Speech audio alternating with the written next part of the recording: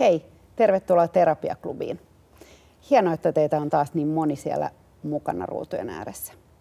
Terapiaklubi kokoontuu noin kerran kuussa ja me käsitellään täällä elämän suuria tai ainakin tärkeitä kysymyksiä. Klubia vedän minä, Iiris von Knorring, ja mä oon Kauneusterveyslehden toimituspäällikkö ja lyhytterapeutti. Ja mä kutsun kanssani aina yhden terapeutin keskustelemaan illan aiheesta. Ensin muutama sana tämän klubin käytännön järjestelyistä. Teidän kaikkien mikit ja kamerat on automaattisesti pois päältä, eli te voitte ihan rauhassa siellä puuhailla omianne samalla kun seuraatte klubia ja vaikka kommentoida ääneenkin, ne ei kuulu kenellekään. Mutta sitten se chatti on teidän käytössä niin, että saatte keskustella keskenänne ja kommentoida myös tänne meille päin. Eli kaikki kysymykset ja kommentit on erittäin tervetulleita ja niitä voi esittää koko ajan siellä chatin kautta. Me saatetaan ottaa muutama tähän mukaan ja vastata niihin. Meille on tullut etukäteen paljon kysymyksiä ja niistä osaamme vastataan tänään. Tänä iltana Terapiaklubissa keskustellaan siitä, miten selviytyä toksisesta ihmissuhteesta. Millainen käytös on myrkyllistä, mistä se voi johtua ja onko ainoa keino se, että lähtee siitä suhteesta vai onko jotain muitakin keinoja vapautua siitä. Ja me tehtiin aiheesta kysely eeva.fiissä ja selvisi, että tosi monella on kokemusta myrkyllisistä ihmissuhteista ja mikä tahansa ihmissuhde voi olla tai muuttua toksiseksi. Että se voi olla suhde sisarukseen, työkaveriin, ystävään, lapseen, vanhempaan ja ehkä sitten yleisimmin siihen kumppaniin. Ja myrkyllisistä ihmissuhteista on tänään muun kanssa keskustelemassa psykologian tohtori, pari- ja perhepsykoterapeutti Saara Salo. Tervetuloa, Saara. Kiitos. Kiva, kun pääsit mukaan. Joo, oikein mukava tulla. Puhutaan, Saara, ensin siitä toksisuuden määritelmästä vähän, koska sehän on vähän semmoinen muotisanakin, että sen piikkiin voi laittaa lähes minkä tahansa ihmissuhdeongelman, että no kun se käyttäytyy niin myrkyllisesti se toinen. Niin millainen käyttäytyminen noin yleisesti ottaen on myrkyllistä? Toi on tietenkin iso ja laaja kysymys, mutta mä ajattelin, että aika paljon se liittyy kontrolliin. Tietenkin toksisuus on varmasti sellainen jatkumo tämän kontrollin suhteen, mutta äärimuodoissaan se voi olla todella pakottavaa, alistavaa, toisen ihmisen oikeuksia rajoittavaa käyttäytymistä ihan suoraan. Taloudellista, henkistä, fyysistä kontrollia. Kyllä.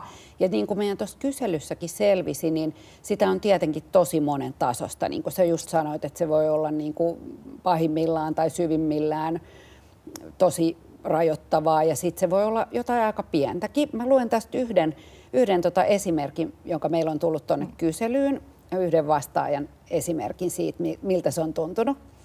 Ja hän sanoo näin: en tiedä tarkalleen, miten toksisuus määritellään, mutta kyseessä on suhde, joka usein aiheuttaa pahaa oloa, surua, jopa unettomuutta. Henkilö on hyvin ehdoton mielipiteissään, ei jousta eikä juurikaan halua auttaa muita, jos joutuu yhtään poistumaan mukavuusalueeltaan. Jos hänen toimintaansa kritisoi, reaktiona on suuttumus ja usein vastahyökkäys, jopa asiaton kielenkäyttö. Kun toinen pahoittaa mielensä, ei hän useinkaan pyydä anteeksi. Tämmöinen tarina, niin onko tämä toksista käyttäytymistä ja mitä se tarkoittaa niin kuin ihmissuhteissa tällainen toksisuus? Niin ja ehkä just, että itselle ole sellaista varsinaista yksiselitteistä määritelmää, mutta mikä tässäkin tulee esille, että tämmöinen toisen ihmisen emotionaalinen ylireagoiva käyttäytyminen tuntuu pahalta. Että meillä on tavallaan itsellä oikeus määritellä myös se, että minkälaiset ihmissuhteet juuri musta tuntuu haavoittavalta, pahalta, myrkylliseltä. Että sitä ei oikeutta ei kukaan voi viedä pois. Et totta kai mä ajattelen, että tälle kokijalle tuon tyyppinen ihmissuhde on toksinen. Mitkä olisi niitä yleisimpiä merkkejä sitten, joista voi, tietysti toi, että itsestä tuntuu pahalta, on varmasti se yksi, mutta mitä muita sellaisia merkkejä on, joista voi tunnistaa sen, että ehkä mulla on nyt tässä ihmissuhteessa toksisuutta. Niin, ettei se ole vain joku oma huono päivä, että kaikki ihmissuhteet tuntuu hankalalta, koska niitäkin tietty on. No tässäkin musta tuli hyvin tässä esimerkissä se, että on yrittänyt sanoa toiselle, että on yrittänyt vaikuttaa toisen käyttäytymiseen. Se on musta ihan avainsana tällaisista hankalista ihmissuhteista selviytymisessä. Ei kaikki ihmiset välttämättä toimi niin kuin tahallaan hankalasti meitä kohtaan, mutta jos sä oot toistuvasti sanonut läheiselle ihmiselle, että toi tuntui pahalta, toi loukkas, nyt sä et kuunnellut minua, niin mä ajattelin, että silloin aletaan puhua semmoisesta myrkyllisyydestä, joka voi olla oikeasti haavoittavaa. Joo. Mulla on tässä pari muuta vielä esimerkkiä, joita on tullut sieltä meidän yleisöltä. Eräs kuvailee näin. Kommunikaation puutetta, perheestä ulos sulkemista, tahallista väärinymmärtämistä, sanomisteni tai sanomatta jättämisteni tulkintaa, asioideni ja tarpeideni väheksymistä.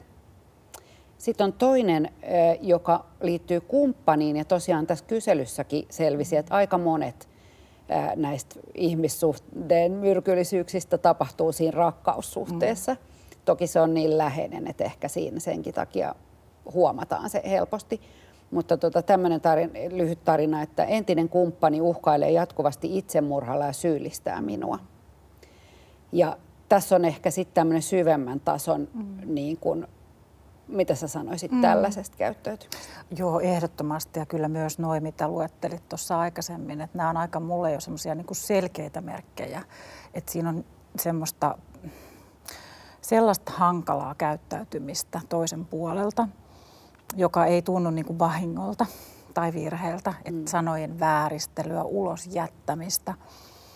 Puhumattakaan sitten tämmöisestä manipulatiivisesta käytöksestä, että jopa uhataan itsemurhalla tai itsensä vahingoittamisella. Että se on todella manipuloivaa toisen ihmisen haavoittamista. Täytyy tietenkin ymmärtää, että ihmiset, jotka toimii näin, ehkä mennään myöhemmin siihen, niin eihän he välttämättä ymmärrä tekevänsä pahoin. He toimii niin, koska heillä on huono olo. Mutta se ei poista sitä, että kokijalla on oikeus todeta, että tämä on mulle myrkyllistä ja mun täytyy löytää keino, että millä mä jotenkin ratkaisen tämän tilanteen. Siihen on oikeus. Joo. Ja aika moni mainitsi myös sanan narsismi tuolla kyselyssä. Sekin on ehkä itsestäni tuntuu välillä sellainen muotisana, minkä piikkiin laitetaan, mutta totta kai on ihan todellista narsismia, joista niin kuin kärsitään ihmissuhteissa. Mitä sä ajattelet narsismi ja toksisuus ihmissuhteissa, että miten ne ilmenee? No aivan varmasti, jos on todella tällainen psykiatrisen narsismi-persoonallisuushäiriödiagnoosin saanut henkilö tai oireet viittaisi siihen, niin aivan varmasti toimii haavoittavasti ihmissuhteessa. Että se on käsittääkseni yksi keskeinen niin kuin diagnoosi määrittelevä piirre. Mutta toki tämä, onko kyse nyt sitten ihan puhtaasti persoonallisuushäiriöisestä ihmisestä, joka tietyllä tavalla tahallaankin toimii ja hyvin tietoisesti toimii erittäin hankalasti toisiin kohtaan, niin totta kai niitä on, mutta mä ehkä ajattelen, että on paljon myös sellaista harmaata maastoa, jossa tekijä ei ymmärrä haavoittavansa tätä kokijaa. Ja mä ajattelen, että tämä on tietenkin se maailma, missä on, niin kun sit on liikkumavaraa ja on ehkä muitakin ratkaisuja kuin sen ihmissuhteen katkaiseminen. Totta. Joo. Ja mennään tuohon tosiaan hetken päästä vielä tarkemmin.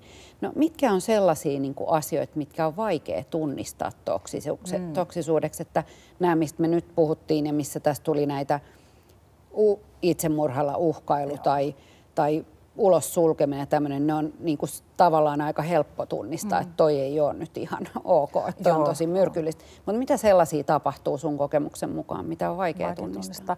Mä sanon vielä noihin niin kuin vakaviin tunnusmerkkeihin, että tavallaan on kuitenkin hyvä niitäkin listata, koska ihminen, joka elää sellaisessa todella toksisessa suhteessa, kadottaa realiteettitajunsa itse ja voi niin kuin alkaa selitellä, oikeuttaa toisen ihmisen alentavaa tai tällaista kontrolloivaa käytöstä. Tärkeä vaan sanoa. Mutta tämä kysymys, että meillä on musta paljon sellaista tunneilmapiiriä, kysymyksiin liittyviä ilmiöitä, jotka voivat olla, jos ei nyt ihan, niin ainakin lähes yhtä haavoittavia kuin tällainen suoraan kontrolloiva tai manipuloiva käytös. Että semmoinen esimerkiksi tämmöinen emotionaalinen etäisyys, mykkäkoulu, toinen lakkaa puhumasta, ikään kuin hoitaa arkea siinä sun rinnalla, että puhutaan parisuhteesta, mutta ei kommunikoi emotionaalisesti. Sehän on ihan valtava haavoittava tilanne. On kyse siitä lapsesta tai puolisosta. Ja mä luulen, että tällaista ei välttämättä niin kuin mielletä, että tämä on ihan yhtä lailla haavoittava asia, johon täytyy voida puuttua. Totta. Toi mykkäkoulu on varmasti todella hyvä esimerkki ja hirmu yleistä. Hirmu yleistä. Meidän ehkä tällaisessa tunnekasvatusilmastossa niin hirveän tyypillinen ratkaisu, että kun on niin kuin hankala ollut eikä pysty käsittelemään omia tunteitaan, niin purkaa sen tällaisena mykkäkouluna, mutta se on itse asiassa äärimmäisen vihamielistä. Ja me tiedetään, että tällaisen niin kuin vihamielisyyden, tämmöisen kontrolloidunkin vihamielisyyden merkitys ihmisen hyvinvoinnille on tosi iso. Joo. Mulla tulee itselläni mieleen myös tämmöinen marttyyrimäinen käyttäytyminen, joka uhriutuminen, että se on varmasti kans ihan, tää on nyt ihan mutu, mutta varmasti aika yleinen kans tapa niin kuin vaikka parisuhteissa tai missä tahansa suhteissa, että lähdetään siihen, että sekin on jotenkin haavoittavaa. No on, ja siinä on niin kuin vähän eri lailla, mutta kyse samasta asiasta, että käännetään ne omat pahat olot ja tunteet ikään kuin sen toisen vastuuksi eri tavoilla. Että uhriutuminen on aktiivista, eikö niin, että valitus ja itseään syyllistävä puhe valtaa tilaa ja mykkäkoulu on sitten tällaista ikään kuin passiivista, mutta samasta ilmiöstä on kysymys. Sitten ehkä semmoinen kolmas asia, mitä myös niin kuin ei välttämättä tule ajatelleeksi, on tällainen ylihuolehtivuus. Että verhoilla on ehkä sellainen kontrolloiva käytös siihen, että mä suojelen sinua. Mä haluan sulle niin hyvää, että älä näe noita ihmisiä ja noi sukulaiset on huonoja ja älä juttele äitis kanssa puhelimessa. Ja sitten se verhoutuu tämmöiseen ikään kuin hyvän tahtoiseen. Ja siinä on kuitenkin kyse toisen ihmisen ihmissuhteiden rajoittamisesta. Joo. Minkälaisissa, vähän jo tuossa puhuttiinkin, että minkälaisissa ihmissuhteissa toksisuutta ilmenee, mutta mitä sun kokemuksen mukaan, milloin se on, missä se on yleisintä?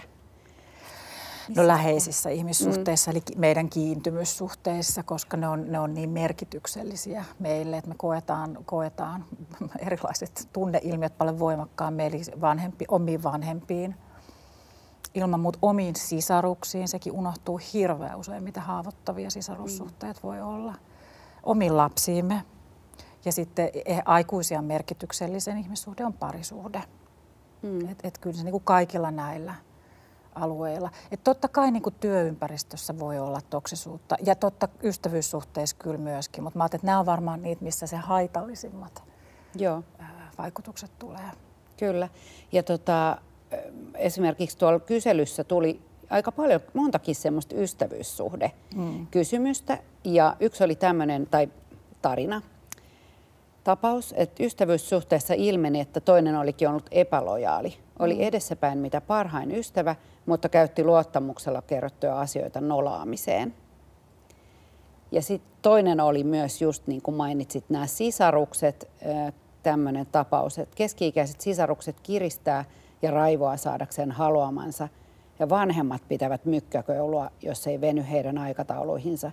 Ja sukulaiset puhuvat pahaa niistä, jotka eivät ole paikalla. Et kuulostaa melkein, että koko suvussa voi olla tällaista, niin kuin, mitä sä sanot siihen, että jos on tällaista ilmiötä vähän niin kuin perheessä tai suvussa? Perhekulttuurissa. Joo. Kyllähän me opitaan vuorovaikutusmallit meidän lähisuhteessa ja perhesuhteessa, että ihan ilman muuta ylisukupolvisuutta esiintyy. Ja se on tosi surullista, että siinä aina toivoo, että joku sitten jossain kohdassa sitä ketjua valitsisi tehdä toisin. Siitä on hankala varmaan niin kuin irtaantua, kun se on se opittu malli. Niin. No opittua voi olla, mistä muusta se toksinen käytös voi syntyä tai mistä se voi niin kuin johtua. Ja sä jo aikaisemmin tuossa vähän sanoit, että kun tämä purkaa, tämä toksisesti käyttäytyvä ihminen, hän ei ehkä itsekään tajua tekevänsä niin. Että jos nyt jätetään ihan sitten tämmöiset niin kuin ihan oikeasti psyykkiset häiriötilat, persoonallisuushäiriöt omaksi luvukseen, koska siellä on sitten vähän omat mekanismit, niin joo, mä ajattelin, että kyllä niin kuin tosi hyvä on purkaa, että mikä sen toksisen käyttäytymisen takana on. Onko siellä niin kuin ymmärrystä tällä käyttäytyjällä oman toimintansa niin kuin käyttäytymisen vaikutuksista? Joskus on, ja se on haitallinen tilanne tietty. Mutta sitten voi olla, että ei niinku oikeasti ole niin paha aloitella. Et ei keksi muuta kuin vetää mykkäkoulu. Mulla on paljon asiakkaita ja ihan omankin elämän piirissä ihmisiä, jotka sitten toteaa, että heillä kun loppuu niin kuin sanat, niin tulee se kylmyys ikään kuin siihen päälle, joka tuntuu tosi pahalta esimerkiksi parisuhdekumppanista, mutta se onkin avuttomuutta. Ei se olekaan sellaista, että mä haluan rangaista sua olemalla kylmä.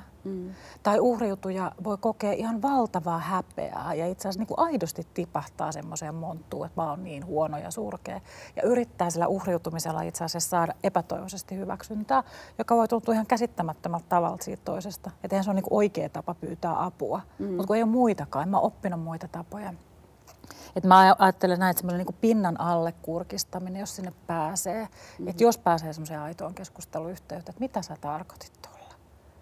Et miksi sä käyttäydyt noin hankalasti? Miksi et sä kuuntele mua? Miksi sä vääristät mun sanoja? Tai teitkö sitä tietoisesti? Niin toi on tärkeää. Joo. Voiko olla niin, että meistä vähän niin kuin jokainen joskus käyttäytyy myrkyllisesti? Aivan varmasti. Niin tavallaan, että ehkä vähän niin kuin erottaa sitäkin, että, Kyllä. että niin me ei ollut täydellisiä, mutta milloin sä ajattelet, että se on sitten jotenkin sillä tavalla haitallista, että sitä pitäisi ruveta purkamaan tai tehdä asialle jotain? Joo, kaikki me osataan olla ilkeitä. Ja me opitaan sosiaalisen vaikuttamisen keinot 2-, 3-, 4-vuotiaana. Me opitaan vähän valehtelemaan ja narraamaan, jotta me saadaan kavereita. Ja se on hirveän tärkeää, ettei myöskään niin kuin itse saa olla huolestua. Onko minussa jotain vikaa. Mutta se on satunnaista. Ja silloin meille usein niin kuin terveissä ihmissuhteissa tulee syyllisyys. Sitten tulee hirveän paha mieli, kun on vähän juoruillut selän takana toisesta tai ollut epälojaalia.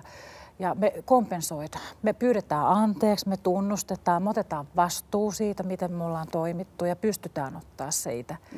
Sitten kun on kyse sellaisesta kehästä, missä asiat vaan koko ajan toistuu samalla lailla. Toinen on se, joka ottaa toisen pahaa oloa vastaan, voimat vaikuttaa ja toinen ei yhtään ole tietoinen. Tai tuu tietoiseksi siitä, niin mä ajattelin, että silloin me puhutaan semmoisesta oikeasti myrkyllisyydestä, joka satuttaa. Joo. Vähän tuossa puhuttiin, tuossa oli tuo yleisökysymys, missä oli tätä jos suvussa olevaa tai noidankehää, mutta että niin kuin, että voiko parisuhteessakin mennä vähän semmoiseen noidankehään, että toinen kokee toisen käytöksen toksisen ja toinen kokee toisen ja sitten vähän niin kuin molemmat menee siihen kehään ja käyttäytyy toisiaan kohtaan myrkyllisesti. Voi. Ja jälleen ehkä jätetään nyt ne vakavat ilmiöt, tällaiset alistaminen ja kontrolli. Ja mä jätän sen sivuun, mutta tunnetaso, että hirveän tyypillisesti, sit jos ajattelee, että pariskunta vaikka tulee pariterapiaan, niin kun lähdetään purkaa, että mitä siellä on sen hankalan käytöksen takana, niin itse asiassa ei ole pahantahtoisuutta. Että siellä on 2 turvatonta aikuista, jotka eivät osaa oikeasti kertoa, että mulla on paha mieli, vaan ne kiukuttelee, ne pitää mykkäkoulua ja ne puhuu toiselle rumasti siellä käyttäytymisen tasolla siellä pinnan päällä, koska he ei niin kuin pysty luottamaan siihen toiseen vielä. Että mä voisin oikeasti puhua mun huolista ja tunteista. Ja joo, että silloin voi sanoa, että molemmat käyttäytyy niin kuin huonosti toisiaan kohtaan. Mutta mä ehkä hymyilen tässä siksi, että ne on ratkaistavissa olevia tilanteita, kun sen kuvion ja sen kehän saa niin kuin ymmärrettyä, että mistä on kysymys. Ne on oikeasti asioita, mihin voi vaikuttaa.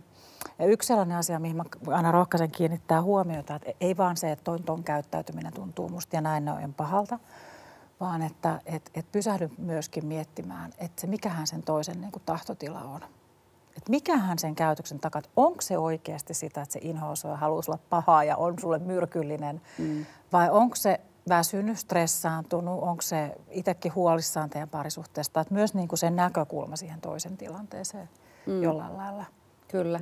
Ja voiko sitten tutkiskella myös omaa käyttäytymistään. Joo. Ja en tarkoita tällä sitä, että itse aiheuttaa toisen myrkyllisyyden, mutta just varsinkin, jos tämmöistä noidankehää tulee. Niin joka on vähän niin kuin lievempi muoto. Joo. Ja sitten ainakin se kysymys, miltä minä näytän ton toisen silmiin. Että tämän mä usein pareilta kysyn, että mitä sun kumppani näkee susta pinnan päällä. No se rakee sen raivoavan muijan siinä sohvalla, joka vaatii. No miltä susta tuntuu siinä? No mä oon yksinäinen, mulla on paha mieli ja toinen ei puhu mitään. Mutta eihän se toinen näe sitä sun pientä puolta. Ja kun et saa sen näkyä, niin tää voi olla semmoinen, joka saa niinku ymmärtämään molemmin puolin sitä. No meidän sinne kyselyyn tuli tämmöinen tarina myös, jossa eräs vastaaja pohtii, että miten välttää ikään kuin se sama virhe uudestaan, että on niin kuin mennyt tämmöiseen, tai on tällaisessa suhteessa, jossa on toksisuutta. Ja hän kirjoittaa, että kun keskusteluyhteys entiseen kumppaniin puuttuu, miten selvitän oman käytökseni vaikutukset toksisessa parisuhteessa ja pääsen jatkamaan eteenpäin. Mieluiten niin, etten enää toista vanhoja virheitä, niin että ymmärtäisin, että hän on eronnut tästä kumppanista ja nyt haluaa miettiä, ettei enää uudestaan tulisi semmoista toksista. Niin miten sä ajattelet, että voi itse vaikuttaa siihen, että ei siitä ihmissuhteesta ei joudu sellaiseen tai että siitä ei tule semmoinen myrkyllinen? No ihan hirveän tärkeä kysymys. ja rohkeata ja ei varmaan helppoa ole palata siihen kivuliaaseen aikaisempaan parisuhteeseen, mutta ihan yksinkertaisesti, että listaa sieltä asioita, että mitkä oli niitä konkreettisia asioita toisen käyttäytymisessä, jotka tuntui pahalta. Ja jos tunnistaa mitään sellaisia uusia suhteiden alkuvaiheessa, niin ottaa niin kuin heti niistä koppia, ottaa puheeksi, sanoo, että tämä ei tunnu musta nyt muuten hyvältä, että sä kiinnitit mun ulkonäössä vaikka huomiota johonkin asiaan, ihan mikä vaan, että on siitä tietoinen. Ja sitten toki sellainen syvempi ja vaikeampi kysymys on se, että varsinkin jos on jäänyt siihen aikaisempaan parisuhteeseen, että onko siinä ollut jotain semmoista miellyttämisen halua itsessä. Että mitä se on ikään kuin jotenkin, mä en halua sanoa palvelu, koska myrkyllinen käytös ei palvele kenenkään hyvää oloa, mutta mikä on vaan kestänyt irtaantumasta. Että on mitä pelkoa, mitä semmoista puolta itsessään voisi olla hyvä niin kuin myöskin pohtia. Joo. No mennään sitten vielä tarkemmin tähän illan teemaan, eli toksisesta ihmissuhteesta selviytymiseen. Ja moni tietysti miettii, että se ainoa vaihtoehto on siitä suhteesta lähteminen. No ainahan se ei ole ehkä mahdollistakaan tai järkevää. Et voi olla ehkä muitakin vaihtoehtoja. Mulla on vielä tästä tarina, mikä meillä on tullut kyselyyn, jossa ehkä se lähtemistäkin pohditaan, mutta on vähän hankala. Eli miten toimia, kun kyseessä on oma aikuinen lapsi, jonka toiminta usein aiheuttaa mielipahaa.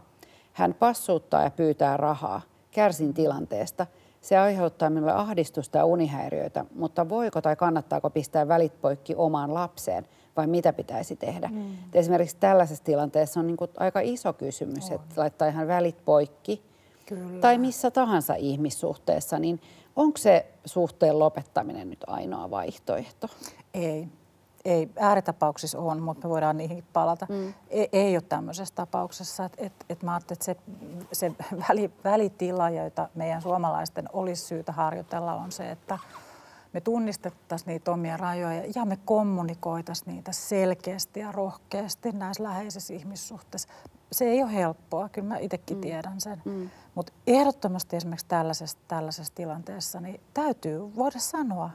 Voi olla, että hän on sanonutkin, mutta että se täytyy voida todella painokkaasti ja selkeästi sanoa, että nyt tämmöinen loppuu ja että mua ei voi passuuttaa ja mä en anna sulle rahaa. Jos se pelottaa, niin ottaa siihen jonkun mukaan, naapurin, ystävän, kumppanin, puhuu yhdessä.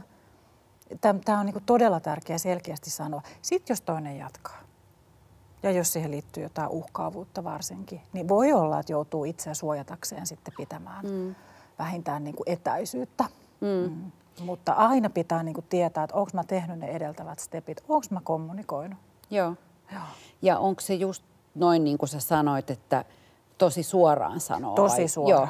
Ja sitten se, että kun se puheeksi ottaminen ei ole helppoa ja se voi tulla puskista, jos on niin kuin oppinut tietynlaisen käyttäytymismallin, että sieltä äidin kukkaralta saa sitä rahaa ja jostain syystä ei aikuistuttuankaan ole nyt sitten herännyt vähän toisenlaiseen todellisuuteen, niin sehän voi herättää, niin kuin joku tuossa aikaisemmin sanoi, semmoisen raivokkaan reaktion, joka on tavallaan vaan semmoinen ihmisen ensimmäinen puolustusreaktio, niin se taitolaji on ehkä siinä, että valmistat toinen siihen sun kohtaamiseen. Että sanot toiselle, että mulla on sulle tosi tärkeät asiaa, että mulla on hankala olo ja mä haluaisin niin kuin ihan vilpittömästi sun kanssa puhua, jotta meidän suhde voisi paremmin.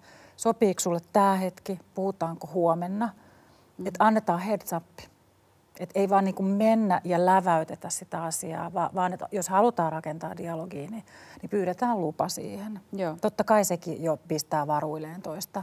Ja jos on tosi fiksu ja pystyy tunteita säätelemään, niin sitten siinä tilanteessakin sanoo sen. Katsoo silmiä ja sanoo, että mä tiedän, että tämä on nyt sulle vaikeaa kuulla. Ja sä et ole varmaan asiaa näin ajatellut, mutta mun täytyy nyt nämä asiat sulle saada sanottua. Ja tässähän on toki vaarana se, ikään kuin vaarana, että se toinen sitten katkaisee välit. On. Se on riskinottamista. Joo, kyllä. Mutta kyllä kuuntelee tuota esimerkkiä, ehkä noita aikaisempia, niin miettii, että onko ratkaisu sitten vaan itse niin kuin alistua ja sopeutua. Niin. Et mä ajattelen, että kyllä kuitenkin suoralla, lempeällä, tiukalla puheella pääsee ajan kanssa parempaan tulokseen. Toinen voi haluta miettiä vähän, että miltä toi tuntuu. Niin. No sitten tässä oli nyt tilanne, jossa varmasti kannattaa lähteä puhumaan. Mutta sitten on tietysti voi olla tilanteita, joissa ei voi puhua. Moni esimerkiksi miettii vieläkin jotain vanhoja ihmissuhteita, se toinen osapuoli voi olla vaikka jo menehtynytkin ja se on voinut jäädä kaivelemaan, että joku on käyttäytynyt mua kohtaan myrkyllisesti. Miten tämmöisessä tilanteessa voi auttaa itseään eteenpäin? Toi, mitä tuossa aikaisemmin jo ehkä tuli, että niitä on ihan hyväkin miettiä, jotta voi kokea olevansa niin kuin turvassa sen suhteen, että mä en ajaudu uudestaan tällaiseen samanlaiseen suhteeseen. Että mä luulen, että meidän ihmisen mieli on semmoinen, että kun me ollaan oltu hankalassa myrkyllisessä tilanteessa, me ollaan menetetty kontrolli, me ollaan jollain tavalla suojattomia, niin meidän täytyy niin kuin saada joku ratkaisu, jotta me vältyttäisiin siltä uudestaan. Että ihan se semmoinen niin kuin tilanteen pohtiminen ja tarkastelu. Mutta sitten siinä on se puoli kyllä, että miksi välillä jäädään vähän jumiin. Että helposti ihmisillä on jossain pinnalla se ajatus, että onko mä itse aiheuttanut. Toisesta, että on semmoinen syyllistymisen taakka. Ja siinä mä jotenkin kyllä rohkaisen tekee isoa työtä itsensä kanssa. Että koskaan toisen semmoinen pitkäaikainen haavoittava käytös ei ole sun vika. Että siitä pitää oppia päästää irti. Ja sitten luottaa uusissa ihmissuhteissa, että nyt mä oon tehnyt analyysin, niin mä oon fiksu, mä tunnistan nuo merkit, mä otan ne puheeksi tässä uudessa ihmissuhteessa, mä en odottele tällä kertaa, niin se suojaa. Joo. Mitä keinoja on päästää irti? Syyllisyydestä. Ihan sanoo itselleen, katso peiliin itseäsi vaikka 5 kertaa päivässä ja sano, että se aikaisempi ihmissuhde ja hänen käytös ei ollut minun vastuulla, niin se oli aikuisen toisen ihmisen vastuulla. Hyvä vinkki. Kyllä. Meillä on tullut chatista kysymys. Entä sellainen mykkäkoulu, kun puoliso ei pysty yhtään jatkamaan ristiriitatilanteen selvittämistä, vaan kiroillen, haukkuen, nimitellen ynnä muuta loukkaavasti käskee toisen olla hiljaa tai muuten, eli jopa vakavaa uhkailua. Joo. Siinä tilanteessa en ole kyennyt muuhun kuin siihen mykkäkouluun. Joo, eikä mä sanoisin, että jos toinen ajautuu noin tommoseen kontrolloimattomaan käyttäytymiseen, niin silloin sä suojaat itsesi.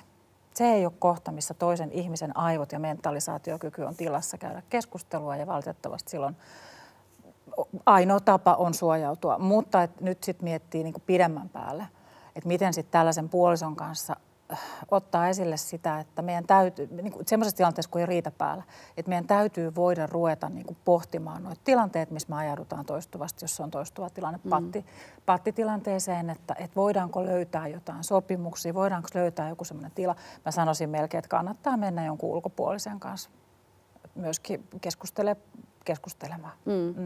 Ihan yksinkin tai sitten ihan yhdessä. Yksinkin. Joo. Ja tuo on hyvä esimerkki siitä, että se sit, mikä siitä toisesta voi tuntua, että nyt se pitää mykkäkoulua, niin onkin sun oman ajeraavan käytöksen tulosta. Että siinä varsinkin parisuuden näyttämöllä on tosi hyvä, että joku auttaa hahmottaa niin kuin pariskuntaa molempien käyttäytymisessä.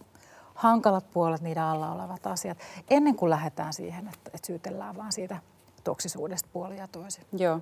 Ja tässä ehkä nyt ihan pikkasen kuulosti, että varsinkin tämä tämmöinen vakava uhkailu, niin on jo sellaista aika vakavaa. Ja mitä sä ajattelet, nyt sanoitkin, että kannattaa mennä ehkä ulkopuolisenkin kanssa, Kyllä.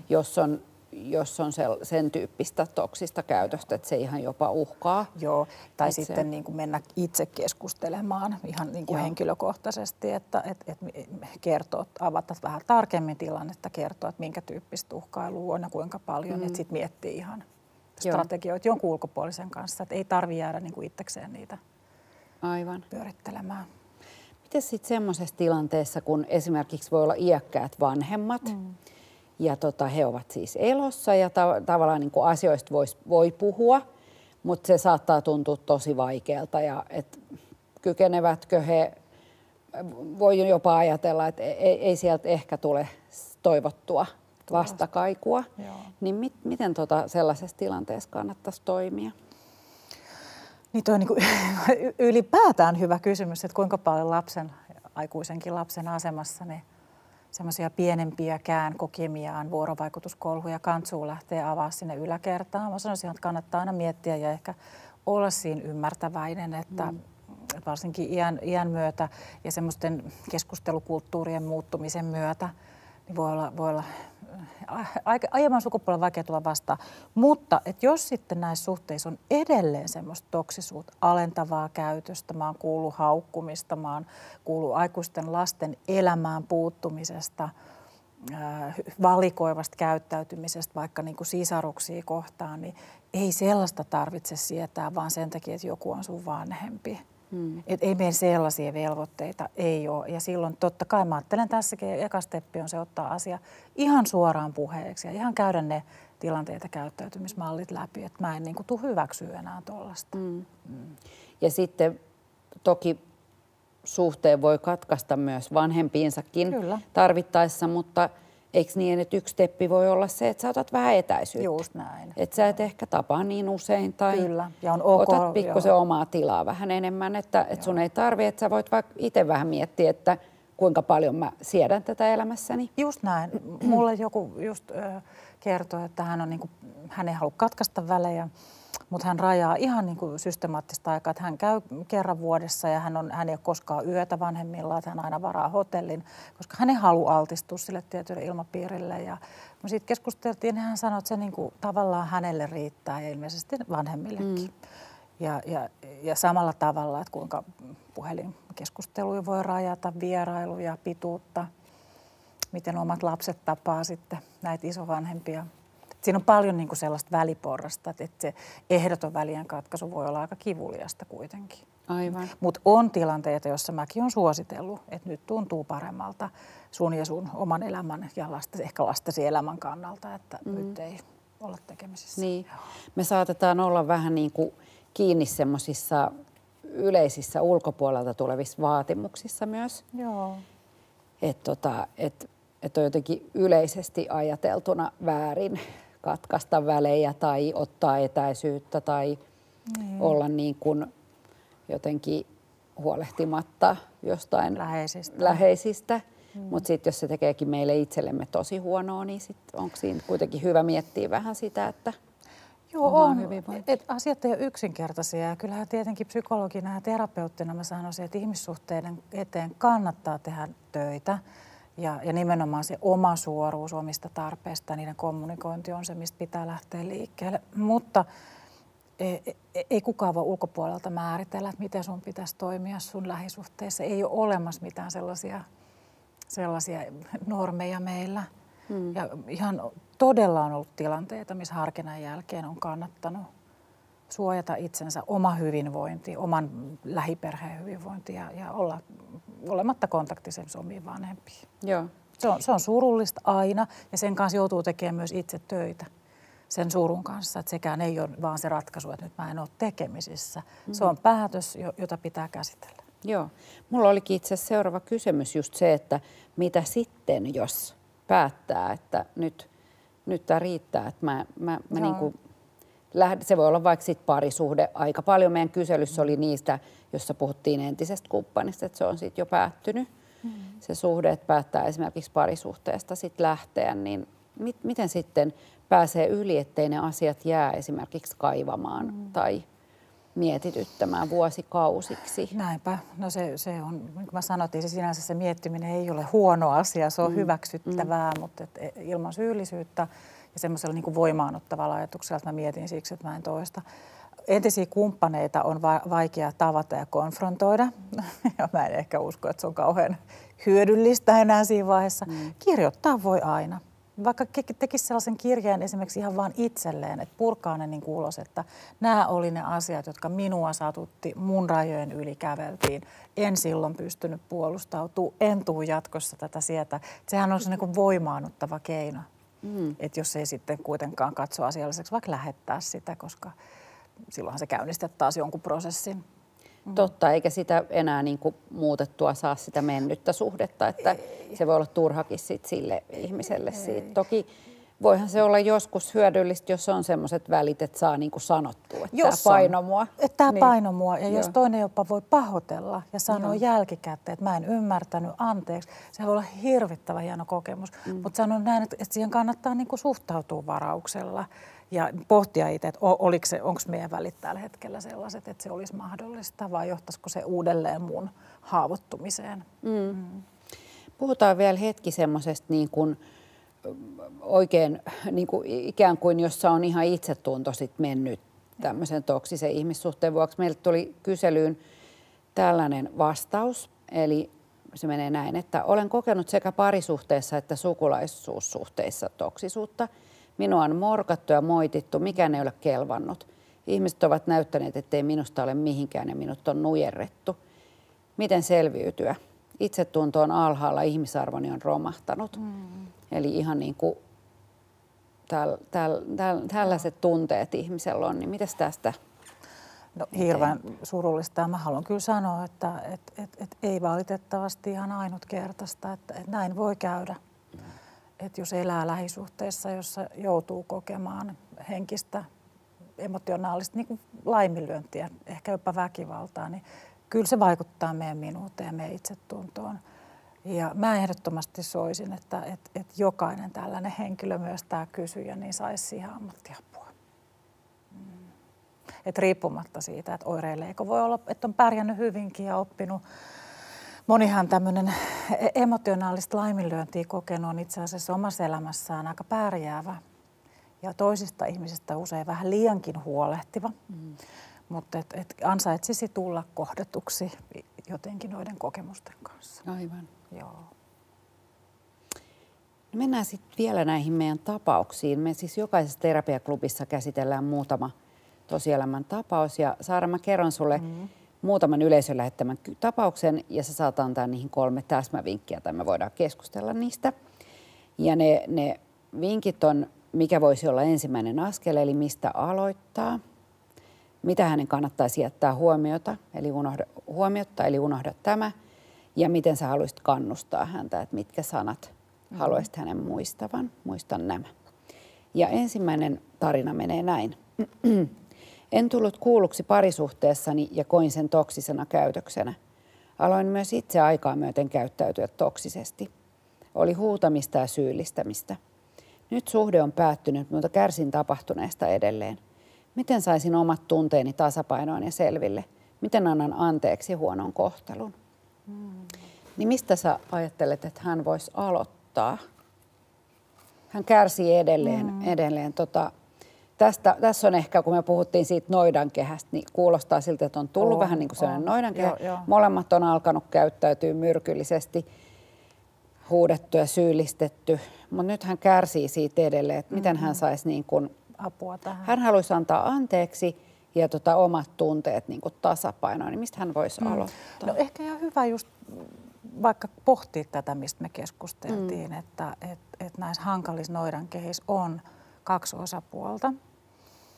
On hyvä vaan niin kuin ymmärtää, että näin on niin kuin valitettavasti päässyt käymään nyt tuossa hänen aikaisemmassa parisuhteessa, että se ei ole sillä tavalla, ei ole kummankaan vika yksin. Tämä on aina vaikea sanoa ihmisille, että miten niin ei kummankaan.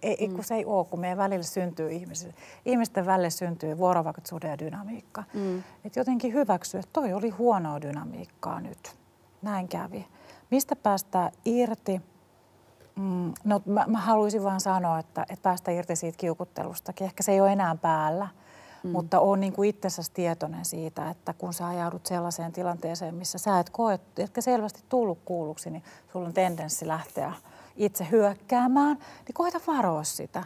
Että koita napata itsessiin kiinni ja mieluummin kerro kumppanille sitä näille tuleville, että nyt mulla on paha olla, nyt sun toiminta ei tunnu hyvältä. Että kerro se sanoille, että älä vasta hyökkää. Erittäin hyvä vinkki ja varmasti toimii muissakin ihmissuhteissa, jos on sen tyyppinen niin kuin siis sehän on ihan ymmärrettävää ja luonnollista, että monille saattaa tulla se hyökkäämisen tarve siinä hetkessä. Erittäin inhimillistä ja se on vaan hyvä meidän omistaa niin sanotusti. Ja sitten näitä sanoja. Mitä sä haluaisit hänen muistavan? Niin. No, mua jotenkin tämä anteeksi antamisen teema, se liittyy varmaan siihen ekaan, mitä mä sanoin, että kun ymmärtää, että parisuuden dynamiikassa on 2 osapuolta. Että siinä on syntynyt sellainen tilanne, jossa toinen on ajautunut myös käyttäytyy hankalammin kuin hän on halunnut. Se voi niinku auttaa siinä. Että anna anteeksi, anna itsellesi myös anteeksi. Joo, se on musta erittäin hyvä. Varmaan hyvä myös jotenkin ekana tehdä se. Kyllä. Ja kun hän sanoi, että hän kärsii siitä edelleen, niin ihanaa päästä irti, anna anteeksi, tämä on inhimillistä. Ikävää, ettei aikanaan tullut siihen muutosta ja apua, mutta hyvä, että nyt voi pohtia. Joo. Hyvä. Sitten seuraava tarina. Kuinka irrottautua erittäin pitkäaikaisesta ystävyyssuhteesta, jossa koen olevani aina antava osapuoli? Koen tulevani hyväksikäytetyksi kuuntelemalla hänen vaikeuksiaan, kun vastaavasti hän ei kysy, mitä minulle kuuluu. Hän ei kuuntele neuvojani kuitenkaan ja saa minut tuntemaan itseni tyhmäksi, sillä hänhän on aina oikeassa hyökkäävinen mielipiteineen. Me ei hirveästi puhuttu näistä ystävyyssuhteista tuossa. Sehän on kuitenkin sellainen valinta se, että sä oot jonkun ystävä, että tavallaan vanhempia me ei voida kuitenkaan valita. Parisuhde voidaan valita kans, mutta ystävyyssuhde on kuitenkin silleen, luulisin, että siitä on helpompi irtautua, mutta en tiedä onko. No onhan ne niin tärkeitä pitkäaikaisia. Että ehkä siitä ei ole. Niin, ja täydentää meitä. No, mistähän voisi aloittaa? No kyllä mä ajattelen tässäkin ihan se, että nyt täytyy ottaa tilanne puheeksi. Eikä vaan se, että inhottavaa, että toinen antaa neuvoja ja toinen ei kuuntele, mutta semmoisella yleisellä tasolla, että jotain tässä meidän välisessä ystävyydessä ja tavassa olla yhdessä, niin tämä joku ei tunnu musta hyvältä. Ja sitten käydä läpi, että mikä se joku on. Ja sanoo ihan nätisti, että sä et ehkä tarkoita, mutta mulla on sellainen olo, että sä vaikka kysyt neuvoja, ja sitten kun mä sanon neuvoja, että sä et oikein kuuntele, että se ei tunnu minusta hyvältä, että voidaanko me puhua siitä, että viedä niin kuin metatasolle toi kuvio ihan rohkeasti. Että kyllä pitää ystävyyssuhteissa myös puhua vuorovaikutusdynamiikasta. Se on vähän semmoinen tabu. Että tavallaan ihmiset ymmärtää, että pitää niinku omia vanhempia miettiä ja parisuhteita, mutta eikä. Kyllä pitää ystävyyssuhteissa. Ystävyyssuhteissa ehkä siedetään yllättävän paljon. Ehdottomasti. Että ei uskalleta oikein niin kuin sanoa. Niitä lainalaisuuksia. Ne on kuitenkin ihan samoja. Joo. Ja sitten siinä ehkä just pelätään sitä, että se toinen sitten jättää, mutta kun tuntuu jotenkin vähän helpommalta ehkä.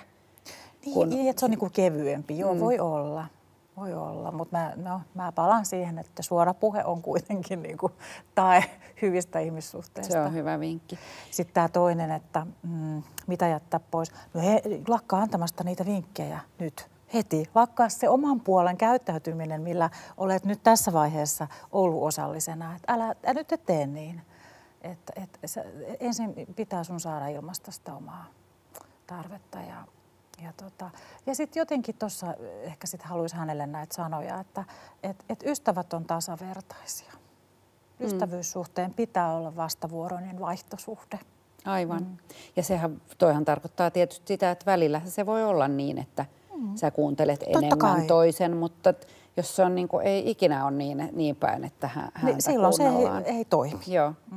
Ja sitten hän sanoi tästä, se toinen saa hänet tuntemaan tyhmäksi itsensä. Siitä pitää puhua. Joo, se on tosi kurja fiilis. Se voi olla, että toinen ei tarkoita. Toisella voi olla joku alentava tapa, luentomainen tapa puhua. Voi olla tehdä niin tietoinen, sille väliä. Mutta on oikeus sanoa, että joku sinun tavas puhua saa mut tuntemaan itteni alemmaksi tyhmäksi. Se lupa on. No sitten meillä on kolmas vielä vähän erilainen tarina. Olen kokenut myrkyllisyyttä sekä työssä että lähisuhteissani. On ollut kateutta ja toisen ihmisen pienentämistä ja dissaamista. Nyt työnantajani haluaa mikromanageerata kaikkea. Tiedän, että itsetunnon kohottaminen on hidas prosessi. Minkälaisissa asioissa minun pitäisi olla jämäkämpi? Milloin on hyvä sanoa ei tai jopa irtautua suhteesta? Mä ymmärtäisin, että tässä on nyt jonkin verran tätä elämässä niin kun työnantaja varmasti on niin kun ehkä esihenkilö tai jotain, niin mutta hän haluaisi niin kun hän ajattelee, että jos hän itse muuttuisi jämäkämmäksi jollain tavalla. Ja sanoisi ei. Ja kohottaisi itsetuntoa. Itsetunto, meillä on ollut itsetunnosta terapiaklubi ja se jotenkin kanssa on semmoinen, mikä helposti on aina, että no kun on huono itsetunto, niin sitten johtuu siitä, mutta toki se saattaa liittyä tähänkin. Kyllä. Mistä hän voisi aloittaa? No ensin haluan sanoa, että kyllä, työpaikoilla tulee toksista ilmapiiriä ja voi tulla ihan kiusaamista ja voi tulla sellaista, on se esihenkilön työkavereiden puolelta käytöstä, johon ihan työterveyden kautta pitää puuttua. Toinen asia, että on sillä tavalla vähän vaikeampi ottaa kantaa, koska työyhteisöissä, työroolissa rajojen asettaminen ei ole ihan samanlaista kuin se ystävyys- ja lähisuhteissa. Että täytyy niin kuin hyväksyä myös se, että sä oot työroolissa, sä et voi mennä sanomaan, että minä haluan, että minulle puhutaan tietyllä lempeällä äänensävyllä. Ei mene ihan samalla lailla kuin lähisuhteissa. Joka tapauksessa ihailen kirjoittajan asennetta, että hän on musta just sillä oikealla linjalla, että kyllä pitää keskustella. Että voi olla, että työnantaja sitten sanoo, että no mä en voi tuohon vastata, että toi on sun joku oma henkilökohtaisen elämäntarve, mutta jos se liittyy työroolissa toimimiseen, työtehtäviin, mä ymmärtäisin, että mikromanageeraamiseen nimenomaan työtehtävissä, niin näistä on niin kuin melkein velvollisuuskin musta sanoa ja asettaa omia rajoja ja asettaa ne kyselevällä tavalla, semmoisella tavalla, että tämä on mun tarve, mikä on työnantajan tarve, mutta ehdottomasti oikea suunta. Niin, mutta voiko kyse olla, voiko sitten, kun jo puhuttiin tästä paljon tietysti, että se ei ole ikään kuin oma syy, että jos toinen käyttäytyy toksisesti, mutta kun hänkin tässä kysyy, että hän haluaisi kohottaa omaa itsetuntoa, että voiko se kuitenkin olla semmoinen oman itsetunnon kohottaminen jotenkin auttaa siinä, että sä et tule tallotuksi? No mä ajattelen, että se uskallus lähteä keskustelemaan, rajojen asettaminen, ensinnäkin se on tosi vaikeaa. Ja sen mä haluan kyllä niin kuin ihan tosi paljon kaikille meille sanoa, että se ei ole helppoa. Että kun teet, niin voit olla tosi ylpeä itsestä. Sä olet varmasti kohottanut jo ison harppauksen itsetuntoasi. Ja et vaali sitä hetkeä, kun olet tuommoisen asian mennyt ottamaan puheeksi. Että ei ole niin päin, että jotain jumppaliikkeitä itsetunnolla ja sit rupean asettaa rajoja, vaan niin päin, että just ne rajat tuo sulle sitä sun itsetuntoa takaisin. Aivan. No mitä hänen kannattaisi unohtaa? No mä en tiedä, tuliko tämä nyt tässä meidän keskustelussa, mutta ehkä just se, että ei ole tarpeen lähteä hänen nyt terapoimaan ensin omaa itsetuntoa. Että hänellä on ihan selkeä syy ottaa puheeksi asioita esimiehen kanssa työyhteisössä ja tekee asiallisella, kunnioittavalla tavalla se ja se hyvä niin. Että semmoinen, että pidät rajasi, on ne sanat, että ehdottomasti. Joo, toi toimii varmaan meille kaikille. Puhutaan ihan hetki vielä niistä rajoista. Kerro vielä niin kuin semmoiset tavallaan kaikille, muillekin kuin hänelle, niin se rajojen pitäminen, koska sehän on tässä se avainsana myös. Niin. No, niin kuin mä ajattelin, että musta se liittyy semmoiseen niin kuin turvallisuuteen itsesi kanssa ja siihen, että mulla on oikeus mun lähisuhteessa varsinkin niin ilmaista mun rajoja, mun toiveet, musta se on vähän molempia, että miten mä toivon, että mua kohdellaan, miten mä en toivon sit nämä rajat. Mun täytyy hyväksyä se, että ei välttämättä kaikki pysty vastaamaan niihin mun toiveisiin. Voi olla, että mun tulkinta toisen toksisuudesta ei olekaan sitä. Että hän onkin jotenkin vahingossa tai omasta kipuilusta johtuen toiminut väärin. Mun täytyy hyväksyä se. Mut mun täytyy silti voida sanoa ne mun rajat ja toiveet. Että mulla on oikeus siihen. Mutta et maailma ei mene niin, että kaikki aina sit siihen kauniisti mukautuu. Täytyy olla niinku sellaista tilaa, missä keskustellaan. Aivan. On näitä, mä haluan palata, on niitä ehdottomia, että kenenkään niinku fyysiseen tai henkiseen semmoiseen pääomaan ei kosketa ja kukaan ei saa siinä alistaa. Mutta sitten on niitä paljon sitä rajakeskustelua. Ja ne on varmaan niinku vaikka justiin näitä mykkäkouluja tai muita tällaisia, niinku, mitä me kaikkikin ehkä joskus tehdään, sen tyyppisiä. Niinku, tai vaikka, että miten riidellään. Toinen haluaisi riidellä niin, että nyt huudetaan kaikki ääneen. Ja toinen sanoo, että mä en tykkää tuommoisesta tavasta riidellä. Niinpä. Mitäs me tehdään, ettei ajauduta vuosien semmoiseen tilanteeseen, että ei saada itse asiassa hyviä riitoja käytyä. Et silloin täytyy vähän jotenkin, että se voi todeta ja sitten hakea kompromissia. Meillä tuli myös, joku kysyi sitä, että täällä kyselyssä, että hän on kauhean herkkä. Hän itse huomannut itsestään, että hän on niin herkkä, että hän helposti niin kuin kokee myrkylliseksi monet asiat. Että mitä sanoisit tuohon, että jos on niin herkillä, että tosiaan voi aika paljon tulla semmoisia iskuja sitten maailmalta ihmisiltä, jotka ei ole ollenkaan tarkoittanut sitä myrkylliseksi. No ehkä tuosta on hyvä olla tietoinen. Ja samalla lailla, että sitten kuitenkin hänellä herkälläkin on oikeus tarkistaa. Mutta kannattaa tehdä varmaan sitten herkästi sitä tarkistamista ja sanoa, että nyt mä pysäytän sut, että mitä sä oikeastaan tarkoitit. Ja selittää just niitä omia rajojaan. Esimerkiksi sanoo ystäville, että mä oon sellainen, että jos mä koen, että mulle puhutaan vähän tietyllä äänensävyllä, tietyllä sanoilla, että mä saatan loukkaantua, onko mahdollista, että mä voin tarkistaa, voinko mä tulla tässä kuulluksi. Että ei herkkyydessä ole mitään häpeämistä, mutta sen kanssa täytyy oppia elää ja siitä pitää uskaltaa puhua. Että ei sitten turhaan esimerkiksi pahota mieltänsä. Kyllä, tai ja koko ajan pahota ja joudu ikään kuin itse sitten tekemään vääriä vähän siitäkin on kuitenkin itsekin vastuussa siitä on. omasta. Ehdottomasti, että se tarkistaminen täytyy uskaltaa tehdä. Joo. Aivan. No, jokaisen terapiaklubin lopuksi annamme tehtävän.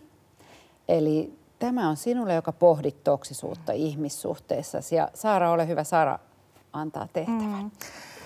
No, mä esitän nyt sellaisen haasteen.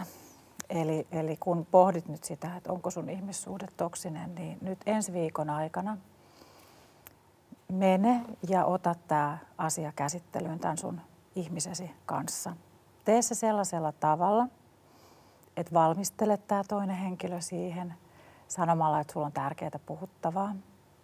Koko itsellesi niin kuin muutama sellainen tärkein asia, mitä haluat sanoa. Ja käy rauhassa ja turvallisin mielin se keskustelu. Ole valmis kuuntelemaan myös tämän toisen henkilön näkökulmaa. Kiitos, Saara. Kiitos. Ja mahtavaa, kun sä pääsit mun vieraaksi. Oli hieno keskustelu. Kiitos. Kiitos. Ja te yleisö siellä, kertokaa mitä mieltä te olitte tästä terapiaklubista, sillä me tehdään tätä yhdessä. Sen palautekyselyn linkki tulee chattiin nyt klubin lopuksi, mutta sä saat sen myös sähköpostiisi. Kirjoita sinne myös, mistä aiheesta sä toivoisit, että me keskustellaan näissä klubi-illoissa. Ja tänään on sellainen yllätys, että mä arvon jokaisen tänään palautteen antaneen kesken ihanan jouluisen kosmetiikka-yllätyksen. Arvonta suoritetaan huomenna ja ilmoitan voittajalle sitten henkilökohtaisesti. Ja jos sä haluat osallistua siihen arvontaan, niin jätä sinne palautteen loppuun sähköpostiosoitteesi. Siellä on viimeinen kysymys, jossa lukee, että jos haluat antaa yhteystietosi, niin kirjoita tähän sähköpostisi, niin jätä siihen, niin mä saan sut kiinni. Ja vuoden viimeinen terapiaklubi on 20.12. eli just ennen joulua. Ja silloin meillä on aiheena, miten vapautua tunnelukoista. Ilmoittaudun mukaan heti. Se linkki siihen ilmoittautumiseen tulee myös sinne chattiin. Kiitos osallistumisesta. Kiva, kun sä pääsit mukaan. Nähdään joulukuussa.